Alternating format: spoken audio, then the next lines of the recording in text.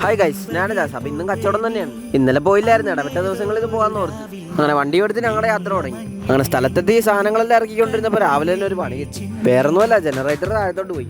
അങ്ങനെ ജനറേറ്റർ ശരിയാക്കണ കട നോക്കി ഞങ്ങൾ കടന്നു. അങ്ങനെ ഇവിടെ എല്ലാം ഇറക്കിയിട്ട് അങ്ങനെ ഒരു കടയില്ലെന്നാണ് പറഞ്ഞത്. അങ്ങനെ വേറെ ഒന്നും നോക്കിയില്ല, സാധനം ഇറക്കി അവിടെ നിന്ന്.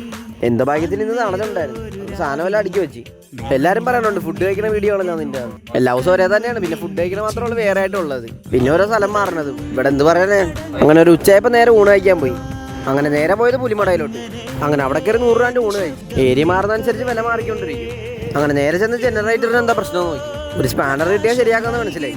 അങ്ങനെ കുറച്ചേരി സ്പാനർ തപ്പി നടന്നു, ആരും തന്നില്ല. എനിക്കിരിക്കാനാണെങ്കിൽ നല്ല അടിപൊളി സ്ഥലം കിട്ടി. അപ്പുറത്ത് മിക്സിയൊക്കെ റെഡിയാക്കണ കടയുണ്ടെന്ന് മനസ്സിലായി. നേരെ അങ്ങോട്ട് പോയി. അങ്ങനെ അവിടെ നിന്ന് സ്പാനർ മേടിച്ച് നേരെ ജനറേറ്റർ പോയി. പ്രശ്നം എന്താണെന്ന് ചോദിച്ചാൽ താഴെ ഉണപ്പൊന്ന് ചതഞ്ഞിട്ടുണ്ട്.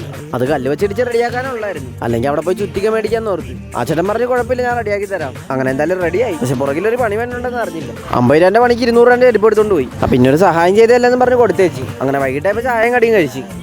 അങ്ങനെ രാത്രി ആവാനുള്ള കാത്തിരിപ്പ് തുടങ്ങി. അങ്ങനെ രാത്രിയായപ്പോൾ വണ്ടിയും വന്ന് ഞങ്ങളുടെ സാധനമെല്ലാം കയറ്റി. അങ്ങനെ തന്തവൈപ്പ് പാട്ടും കേട്ട് ഞങ്ങളുടെ യാത്ര തുടങ്ങി.